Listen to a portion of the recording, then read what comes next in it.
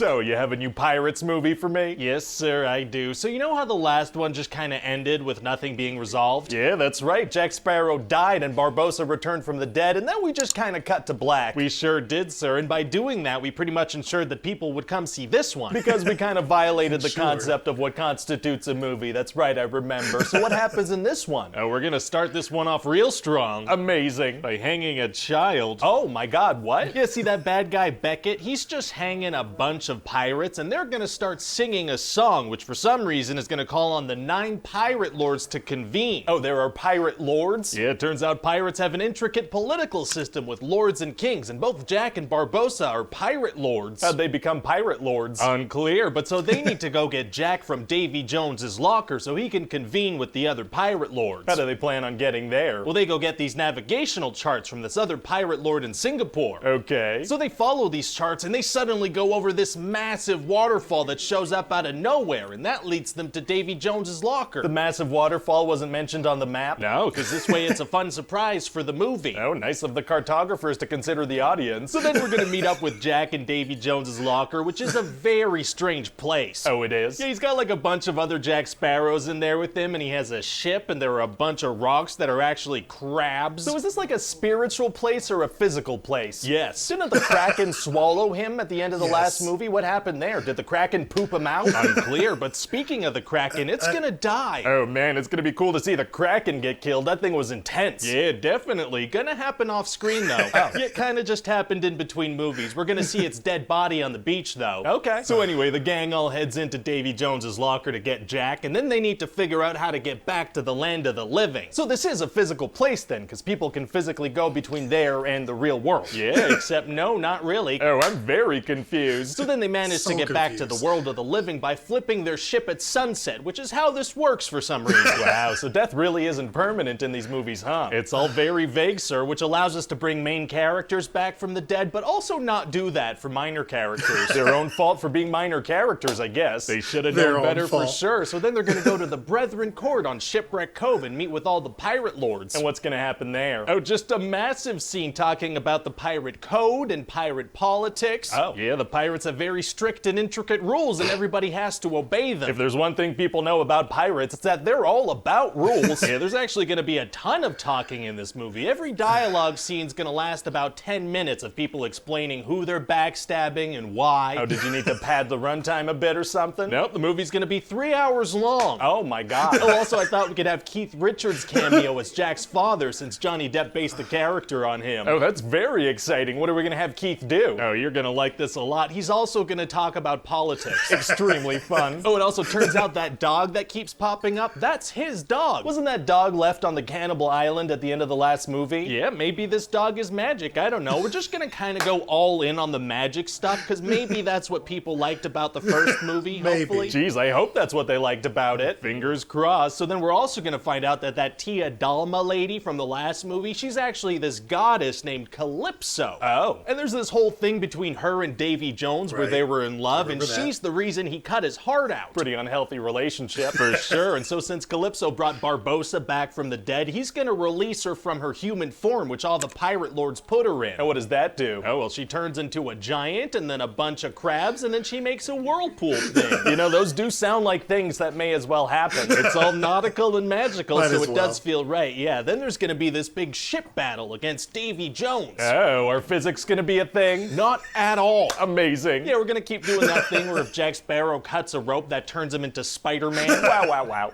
Wow. And then we're gonna have this really wacky scene where Will and Elizabeth, they make Barbossa marry them in the middle of a big fight. Weren't they in a weird place after she kissed Jack in the last movie? What led to them getting over their differences? Well, the movie's almost over, sir. Okay, yeah, gotta wrap that up for sure then. So then eventually Davy Jones is gonna stab Will Turner in the heart. Very rude. But there's this thing where if you stab Davy Jones's heart, you become immortal, but you also have to captain the Flying Dutchman ship. So this is another one of the death loopholes. Yeah, we got a ton of those. So then even though Jack wanted to be immortal himself, he makes Will stab the heart to save his life. Oh, a very considerate stabbing. So then the ship sinks, but then it pops back up with Will as the captain, and he has a fun bandana now, which I guess he found at the bottom of the sea. Oh, underwater bandanas are tight. So then they have to go up against Beckett's ship, and this thing has cannons on both sides. Oh man, it's gonna be tough to take that down. Actually, it's gonna be super easy. Barely an inconvenience. Oh, really? Yeah, see, both the Flying Dutchman and the Black Pearl attack from opposite sides, so this thing just gets ruined. But you said it had a bunch of cannons on both sides. Yeah, but it didn't use them at all. Why not? Well, because Beckett was busy having one of the coolest looking death scenes ever put to film. Oh, he was. Yeah, he's just gonna slowly and gracefully walk around the ship as every bit of it explodes right behind him after every step and all around him. It's gonna look incredible. The cannonballs just keep hitting everything but him, and the ship being actively destroyed doesn't affect his balance at all. Yeah, well, physics and probabilities aren't a thing Nothing in gets this in his movie. eyes. Also, it's gonna look incredible. Well, okay, great. And so then all the other ships from the East India Trading Company, they're like, all right, bye then. Why don't they attack? Do they not have as many ships as the pirates? Oh, yeah, no, they have like hundreds more ships than that. So then why do they leave? Well, the movie's pretty much done, so we're gonna do that thing where when the main ship is destroyed, all the other bad guys just aren't a threat anymore. Oh, okay, gotcha. So then Will's gonna impregnate Elizabeth. Oh my god. But then because of his new curse, he has to leave, and he's only allowed to come back on land once every 10 years. And there's no way around that? Nope. Very sad. Well, I mean, we did show Davy Jones standing in a bucket of water on land earlier, so I guess he could do that if he wanted to. But Will's not gonna do that. No, he's not gonna do that for some reason. Well, okay then. And so that's about it. What do you think? Well, I mean, it sounds like a nice end to the trilogy, you know, really close the chapter on these Pirates movies. Right. I'm just kidding. I'm gonna need you to end this one by setting up a sequel. Will do, sir.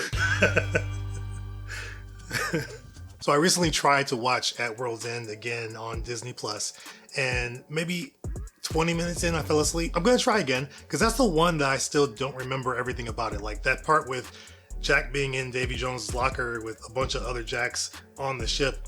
I remember none of that. The crabs that were rocks, I remember none of that. So a lot of it's still a mystery to me. Plus, At World's End felt like the most convoluted story of all the Pirates movies, and they were already kind of out there and all over the place. The first one's probably the best and most focused of all the other movies. This one felt like it was just too many story threads going on in one movie. I know it's a sequel, so you're gonna have that, but it just felt like way too much. And so I never really liked this one. The fight between Jack and Davy Jones when they have their sword fight on the boat, that was cool. That was this one, right? That was that wasn't the second one. I remember that being this one, yeah. Because yeah, Jack died from the Kraken. This one, he fights Davy Jones. Okay, yeah, so it should be this one. That was kind of cool. And then also the death scene for Beckett, him slowly going down, and nothing got in his eyes. Nothing was, messing with him from everything exploding around him, which is, that's funny. So physics kind of plays a part into that too. But the pitch meeting on this was still pretty good. I still think the first might be the best one, or is it the second? Which one did I say was my favorite? I can't remember now. Obviously, he's going to do the other two, I'm sure, 4 and 5. Which I'm still surprised that there's 5 movies. But yeah, I don't know where this one falls either. I think I might prefer the second one. I can't remember. I gotta watch them again. But let me know which one's your favorite in the comments below. He's done 3 so far. So we got, the trilogy, what I thought was gonna just stay as a trilogy, but they did 5 of these things. But we've got 3 movies so far. Which of these is your favorite so far? Do you like this one the best, At World's End? Do you like Dead Man's Chest better, or do you like the first movie better between the pitch meetings? Let me know. While you're still here, check out some of our most popular videos on the channel. You can also see our most recent reaction right over there as well. If you've seen all that, then I will see you guys in the comments and we can talk about this.